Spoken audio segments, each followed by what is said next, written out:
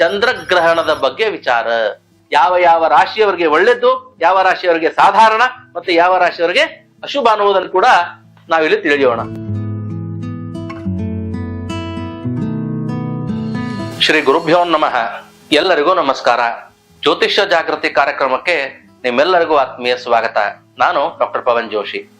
ಇವತ್ತಿನ ನಮ್ಮ ಕಾರ್ಯಕ್ರಮದಲ್ಲಿ ಅತಿ ಹತ್ತಿರದಲ್ಲಿ ಅಂದರೆ ಬರುವ ಭಾನುವಾರ, ಅಂದರೆ ವಿಶ್ವಾವಸು ನಾಮ ಸಂವತ್ಸರದ ಭಾದ್ರಪದ ಮಾಸದ ಶುಕ್ಲ ಪಕ್ಷ ಹುಣ್ಣಿಮೆಯ ದಿವಸ ಭಾನುವಾರದ ದಿನ ರಾತ್ರಿಯ ಸಮಯದಲ್ಲಿ ಬರ್ತಕ್ಕಂತಹ ಚಂದ್ರಗ್ರಹಣದ ಬಗ್ಗೆ ವಿಚಾರ. ಏನಿದು ಚಂದ್ರಗ್ರಹಣ? ಅಂದ್ರ ಅಗದಿ ರಕ್ತ ಸ್ವರೂಪದಲ್ಲಿ ಬ್ಲಡ್ ಮೂನ್, ಲುನಾರ್ ಎಕ್ಲಿಪ್ಸ್ ಅಂತ ಕರೀತಾರ. ಖಗ್ರಾಸ ಚಂದ್ರಗ್ರಹಣ. ಇದು ಭಾರತ, ದಕ್ಷಿಣ ಅಂದ್ರೆ ಈ ನಮ್ಮ ಏಷ್ಯಾ ಖಂಡ, ಆಸ್ಟ್ರೇಲಿಯಾ, ಹೀಗೆ ವಿವಿಧ ಭಾಗದಲ್ಲಿ ಸಂಪೂರ್ಣವಾಗಿ ಗೋಚರವಾಗಲಿದೆ ಅಂತ ಹೇಳಿ ಈ ಶಾಸ್ತ್ರಜ್ಞರು ಅಂದ್ರೆ ಖಗೋಳ ಶಾಸ್ತ್ರಜ್ಞರಾಗಿರ್ಬೋದು, ಜ್ಯೋತಿಷ್ಯ ಶಾಸ್ತ್ರಜ್ಞರಾಗಿರ್ಬೋದು, ಅಥವಾ ಈ ಆಕಾಶ ಶಾಸ್ತ್ರವನ್ನ ಆಸ್ಟ್ರಾನಾಮಿಕಲ್ ತಂತ್ರವರಾಗಿರ್ಬೋದು, ಇದ್ರ ಬಗ್ಗೆ ವಿವರಣೆಯನ್ನ ಕೊಡ್ತಾರೆ. ಬಹುಮುಖ್ಯವಾಗಿ ಇವತ್ತು ನಾನು ಈ ಗ್ರಹಣ ವಿಚಾರದಲ್ಲಿರ್ತಕ್ಕಂಥ ಕೆಲವು ದ್ವಂದ್ವಗಳ ಬಗ್ಗೆ ಸಮಾಧಾನವನ್ನು ನಿರ್ಣಯ ಮಾಡಲು ಈ ಒಂದು ವಿಡಿಯೋವನ್ನು ಮಾಡ್ತಾ ಇದ್ದೇನೆ. 7ನೇ ತಾರೀಕು ಭಾನುವಾರದ ದಿನ, ಅಂದರೆ ಶತತಾರಾ ನಕ್ಷತ್ರದಲ್ಲಿ ರಾತ್ರಿ 9:57 ಈ ಗ್ರಹಣ ಸ್ಪರ್ಶವಾಗಲಿದೆ. ಹೆಚ್ಚು ಕಡಿಮೆ 3.5 ಗಂಟೆ ಕಾಲದ ಗ್ರಹಣ ಇದು. ಆ 9:57 ಗ್ರಹಣ ಸ್ಪರ್ಶವಾಗ್ತದೆ ಅಂದ್ರೆ ಅದು ದಿನಮಾನದ 2ನೇ ಪ್ರಹರದಲ್ಲಿ ಗ್ರಹಣ ಉಂಟಾಗ್ತಾ ಇದೆ. ಅಂದರೆ ಹೆಚ್ಚು ಕಡಿಮೆ ಮಧ್ಯಾಹ್ನ 12 ಗಂಟೆಯಿಂದಲೇ ವೇದ ಕಾಲವು ಆರಂಭವಾಗುತ್ತದೆ. ವೇದ ಕಾಲ ಅಂದ್ರೆ ನಿಷೇಧ ಕಾಲ. ಯಾರು ಮಲಗುವ ಹಾಗಿಲ್ಲ, ಊಟ ಮಾಡುವ ಹಾಗಿಲ್ಲ, ನಿದ್ದೆ ಮಾಡುವ ಹಾಗಿಲ್ಲ, ಯಾವ ಕಾರ್ಯಗಳನ್ನು ಮಾಡುವ ಹಾಗಿಲ್ಲ. ಅದಾದ ನಂತರ ಯಾರು ವಯೋವೃದ್ಧರಾಗಿರ್ತಾರ, ಬಾಲಕರಿರ್ತಾರ, ದೇಹದಿಂದ ರೋಗ ಪೀಡಿತರಾಗಿರ್ತಾರ, ಅಶಕ್ತರಿರ್ತಾರ, ಗರ್ಭಿಣಿ ಸ್ತ್ರೀಯರಿರ್ತಾರ, ಇವರೆಲ್ಲ ಸಾಯಂಕಾಲ 8 ಗಂಟೆಯವರೆಗೆ 4:15 7:30 ಒಳಗೆ ಅವರು ಅಲ್ಪೋಪಹಾರವನ್ನ ಮಾಡಬಹುದು. ಅದಾದ ನಂತರ ಯಾರೂ ಕೂಡ ಗ್ರಹಣ ಮೋಕ್ಷವಾಗುವವರೆಗೂ, ಮೋಕ್ಷ ಸ್ನಾನದ ನಂತರ, ದಾನ ಧರ್ಮಾದಿಗಳ ಮುಗಿದ ನಂತರವೇ ಏನಾದರೂ ಸೇವಿಸಬೇಕು. ಅಲ್ಲಿಯವರೆಗೂ ಸೇವಿಸುವುದು ಧರ್ಮದ ದೃಷ್ಟಿಯಿಂದ, ಧಾರ್ಮಿಕವಾಗಿ, ಪಾರಮಾರ್ಥಿಕವಾಗಿ ಅದು ಶುಭಪ್ರದವಾದದ್ದಲ್ಲ. ಈ ಗ್ರಹಣ ನಾನು ಆಗಲೇ ಹೇಳಿದ ಹಾಗೆ 2ನೇ ಪ್ರಹರದಲ್ಲಿ ಬರುವುದರಿಂದ ಹೆಚ್ಚು ಕಡಿಮೆ ಮಧ್ಯಾಹ್ನ 12-12:30 ವೇದ ಕಾಲ ಆರಂಭ ಆಗ್ತದ. ಮತ್ತೆ ಈ 3:30 ಕಾಲದಲ್ಲಿ ಸನಾತನ ಭಾರತೀಯ ಸಂಸ್ಕೃತಿ ಅಥವಾ ಸ್ಕಂದ ಪುರಾಣ ಅಥವಾ ಇನ್ನೂ ಅನೇಕ ಈ ಗ್ರಹಣದ ಕಾಲ ಏನಿರ್ತದ ಅಂದ್ರೆ ಪರ್ವಕಾಲ ಅಂತ ನಾವೇನ್ ಕರಿತೀವಿ, ಈ ಕಾಲದಲ್ಲಿ ಯಾರು ಮಲಮೂತ್ರ ವಿಸರ್ಜನೆಯನ್ನ ಮಾಡಬಾರದು, ಯೂರಿನಲ್ಸ್ ಟಾಯ್ಲೆಟ್ ಹೋಗಬಾರದು, ನಿದ್ದೆ ಮಾಡಬಾರದು, ಊಟ ಮಾಡಬಾರದು, ನೀರನ್ನ ಕುಡಿಯಬಾರದು.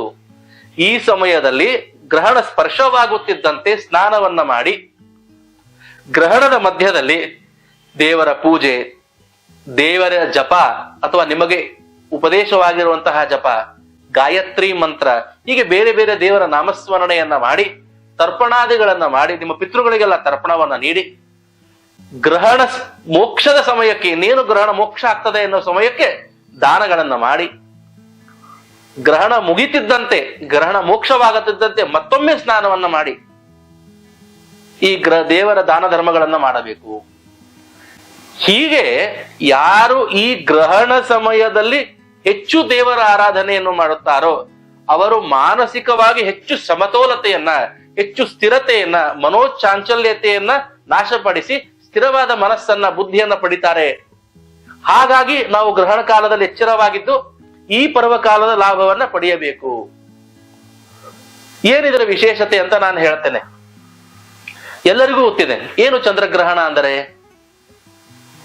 ಸೂರ್ಯನ ಕಿರಣಗಳು ಚಂದ್ರನ ಮೇಲೆ ಏನು ಬೀಳ್ತಾ ಇರ್ತಾವ, ಅದರ ಮಧ್ಯದಲ್ಲಿ ಭೂಮಿ ಬರ್ತದ, ಹೌದಲ್ವಾ? ಸೊ ಏನಾಗ್ತದ ಅವಾಗ? ಸೂರ್ಯನ ಕಿರಣಗಳು ಚಂದ್ರನ ಮೂಲಕ ಏನು ನಮ್ಮ ಭೂಮಿಗೆ ಬೀಳ್ತಾ ಇರ್ತದ ಅದು ನಿಂತು ಹೋಗ್ತದ. ಸೂರ್ಯನ ಕಿರಣಗಳು ಚಂದ್ರನ ಮೇಲೆ ಬೀಳುವಂತಹ ಬೆಳಕಿಗೆ ಭೂಮಿ ಅಡ್ಡಾಗಿ ನೆರಳನ್ನ ತರ್ತದ. ಚಂದ್ರನು ಅಗೋಚರ ಆಗಿಬಿಡ್ತಾನ, ಕಾಣದಂತೆನಾಗಿಬಿಡ್ತಾನ. ಆ ಸಮಯವನ್ನ ನಾವು ಪರ್ವಕಾಲ ಅಂತ ಕರಿತೀವಿ. ಯಾಕಂದರೆ ಆ ಸಮಯದಲ್ಲಿ, ಗ್ರಹಣದ ಸಮಯದಲ್ಲಿ ಮನೋಕಾರಕನಾದಂತಹ ಚಂದ್ರ, ಆ ಚಂದ್ರನಿಂದ ಬರುವ ಬಿಂಬಗಳು ಭೂಮಿಯ ಮೇಲೆ ನಾಶವಾಗಿರ್ತಾವ, ಕಾಣೆಯಾಗಿರ್ತಾವ, ಇರುವುದಿಲ್ಲ. ಚಂದ್ರನ ಬಿಂಬಗಳು ಮನಸ್ಸಿನ ಮೇಲೆ ಪ್ರಭಾವವನ್ನು ಬೀರ್ತಾ ಇರ್ತಾವ. ಆ ಸಮಯದಲ್ಲಿ ನಾವು ಏಕಾಗ್ರತೆಯನ್ನು ಸಾಧಿಸಿದರೆ, ಜಪವನ್ನ ಮಾಡಿ, ತಪವನ್ನ ಮಾಡಿ, ಧ್ಯಾನವನ್ನ ಮಾಡಿ, ತರ್ಪಣವನ್ನ ಮಾಡಿ, ನಾಮಸ್ಮರಣೆಯನ್ನು ಮಾಡಿ, ಪೂಜೆಯನ್ನು ಮಾಡಿ, ಮನಸ್ಸನ್ನ ಏಕಾಗ್ರತೆಗೊಳಿಸಿದರೆ ಅದು ಹೆಚ್ಚು ಸ್ಥಿರವಾಗಿ ಉಳಿತದ. ಮನೋಚಾಂಚಲ್ಯತೆ, ಚಂಚಲವಾದ ಮನಸ್ಸು, ಅದು ಕಂಡ್ರದು ಬೇಕು, ಇದು ಕಂಡ್ರೆ ಇದು ಬೇಕು, ಅವ್ರು ಹೇಳ್ದಂಗೆ ಕೇಳುದು, ಇವ್ರು ಹೇಳ್ದಂಗೆ ಕೇಳುದು, ಒಟ್ಟು ಮನಸ್ಸಿನ ಚಂಚಲತೆ ನಮ್ಮ ಹಾಗೂ ದುಃಖಗಳಿಂದ ಇರ್ತಾವಲ್ಲ, ಅವೆಲ್ಲವನ್ನು ನಾವು ಗೆಲ್ತೀವಿ. ಇದು ಪಾರಮಾರ್ಥಿಕ ಸತ್ಯ. ವಿಜ್ಞಾನನೇ ಬೇರೆ, ವಿಜ್ಞಾನಕ್ಕೂ ಮೀರಿ ಆಧ್ಯಾತ್ಮ ಅದ, ಪಾರಮಾರ್ಥಿಕ ಸತ್ಯ ಅದ. ಅದು ಅಪರೋಕ್ಷ ವಿಜ್ಞಾನ, ಅದು ಅಷ್ಟು ಕಣ್ಣಿಗೆ ಗೋಚರವಾಗುವಂಥದ್ದಲ್ಲ, ಅದು ಅನುಭವದಿಂದಲೇ ಬರುವಂತಹದ್ದು. ನಂಬಿದವರಿಗೆ ಅದು ಅಮೃತ, ನಂಬದೇ ಇರುವವರಿಗೆ ಅದು ಅವರವರ ಫಲ. ಹಾಗಾಗಿ ಈ ಗ್ರಹಣ ಬಹಳ ವಿಶೇಷವಾದದ್ದು. ಯಾವ ಯಾವ ರಾಶಿಯವರಿಗೆ ಒಳ್ಳೆದ್ದು, ಯಾವ ರಾಶಿಯವರಿಗೆ ಸಾಧಾರಣ, ಮತ್ತೆ ಯಾವ ರಾಶಿಯವರಿಗೆ ಅಶುಭ ಅನ್ನುವುದನ್ನು ಕೂಡ ನಾವಿಲ್ಲಿ ತಿಳಿಯೋಣ. ಅದರ ಮಹತ್ವವನ್ನು ಕೂಡ ನಾನು ನಿಮ್ಗೆ ಹೇಳುತ್ತೇನೆ. ಈಗ ಬಹುಮುಖ್ಯವಾಗಿ ಮೇಷ, ಕನ್ಯಾ, ವೃಷಭ, ಧನು ಈ 4 ರಾಶಿಯವರಿಗೆ, ಮೇಷ, ಕನ್ಯಾ, ವೃಷಭ, ಧನು ಈ 4 ರಾಶಿಯವರಿಗೆ ಪರಮ ಶುಭ ಫಲ ಈ ಗ್ರಹಣವಾಗಿದೆ. ಈ ಗ್ರಹಣ ಕಾಲದಲ್ಲಿ ಈ 4 ರಾಶಿಯವರಿಗೆ ಶುಭ ಫಲ. ಮಿಥುನ, ಸಿಂಹ, ತುಲಾ, ಮಕರ. ಮಿಥುನ, ಸಿಂಹ, ತುಲಾ, ಮಕರ ಈ 4 ರಾಶಿಯವರಿಗೆ ಶುಭವೂ ಇಲ್ಲ, ಅಶುಭವೂ ಇಲ್ಲ, ಸ್ಥಿರವಾಗಿ ಮಿಶ್ರ ಫಲ ಅಂತ ಹೇಳಬಹುದು. ಇನ್ನು ಅಶುಭ ಫಲ ಯಾರಿಗೆ?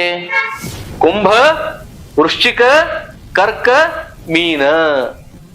ಕುಂಭ, ಕರ್ಕ, ವೃಶ್ಚಿಕ, ಮೀನ ಈ 4 ರಾಶಿಯವರಿಗೆ ಅಶುಭ ಫಲವಿದೆ. ಈಗ ನಿಮ್ ಸ್ಕ್ರೀನ್ ಮೇಲೆ ಬಂದಿರ್ತದೆ, ನೋಡ್ಬೋದು ನೀವು ಯಾವ ಯಾವ ರಾಶಿಯವರಿಗೆ ಶುಭವಿದೆ, ಯಾವ ಯಾವ ರಾಶಿಯವರಿಗೆ ಅಶುಭವಿದೆ ಅಂತ ನಮ್ಮ ಸ್ಕ್ರೀನ್ ಮೇಲೆ ನಿಮ್ಗೆ ಬಹಳ ಸ್ಪಷ್ಟವಾಗಿ ನಾವು ತೋರಿಸ್ತಾ ಇದ್ದೇವೆ. ಈ ರಾಶಿಯವರು ಏನು ಮಾಡಬೇಕು? ಯಾರು ಶುಭ ಫಲವಿದೆ ಅವರು ದೇವರ ನಾಮಸ್ಮರಣೆಯನ್ನು ಮಾಡಲಿ. ಯಾರಿಗೆ ಮಿಶ್ರ ಫಲವಿದೆ ಅವರು ದಾನಗಳನ್ನು ಮಾಡಲಿ.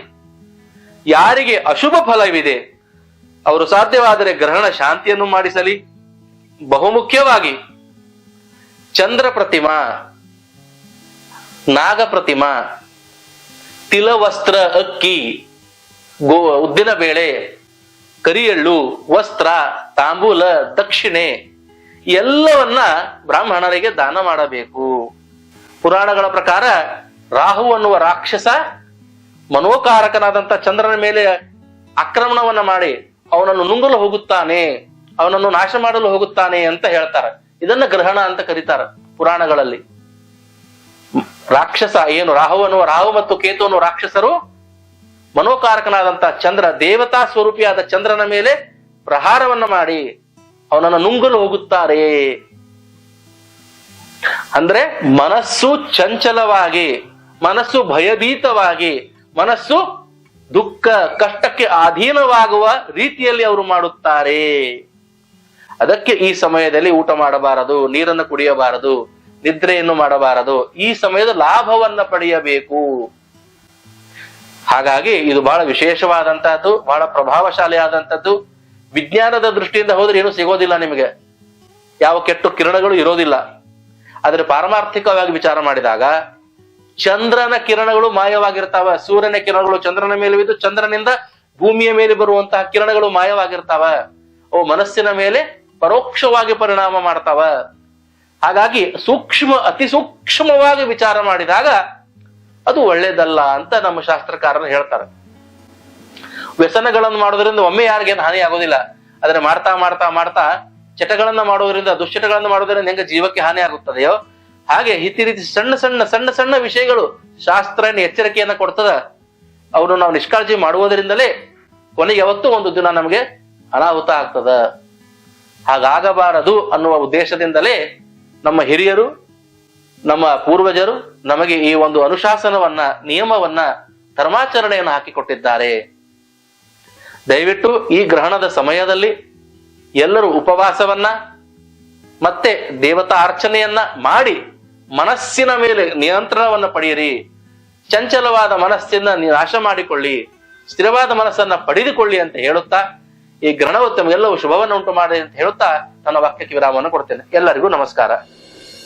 ಯಾರು ತಮ್ಮ ಮನೆಗೆ ಈ ಕಲ್ಯಾಣ ಕಂಕಣ ಯಂತ್ರ, ಪುರುಷರಿಗೆ ಮದನಾನಂದನಾಥ, ಸ್ತ್ರೀಯರಿಗೆ ಆ ಬಾಣೇಶಿ, ಆ ಮಹಾಗೌರಿ ಯಂತ್ರ ಯಾರು ತಮ್ಮ ಮನೆಗೆ ತರಿಸಿಕೊಂಡು 55 ದಿನಗಳ ಕಾಲ ಶ್ರದ್ಧಾ ಭಕ್ತಿಯಿಂದ ಆ ಪೂಜೆಯನ್ನು ಮಾಡುತ್ತಾರೋ ಅವರ ಜಾತಕದಲ್ಲಿ ಏನೇ ವಿವಾಹ ಪ್ರತಿಬಂಧಕ ದೋಷಗಳು, ತಡ ವಿವಾಹ ದೋಷಗಳು ಏನೇ ಇದ್ದರೂ ನಿವಾರಣೆ ಆಗುತ್ತದೆ.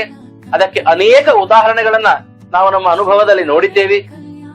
ನಿಶ್ಚಿತ ಫಲವನ್ನ ಕೊಡುವಂತಹ ಆ ದೇವತಾ ಉಪಾಸನೆಯನ್ನ, ಯಂತ್ರ ಉಪಾಸನೆಯನ್ನ ಮಾಡಿಸಿರಿ. ಮಕ್ಕಳು ಮಾಡದೇ ಇದ್ದರೆ ತಂದೆ ತಾಯಿಗಳು ನೀವು ಮಾಡಿ ಅವರಿಗಾಗಿ ಪ್ರಾರ್ಥಿಸಿರಿ. ಆ ನಿಮ್ಮ ಮಕ್ಕಳ ಮದುವೆಯ ಕನಸನ್ನ ನನಸಾಗಿಸಿಕೊಳ್ಳಿ.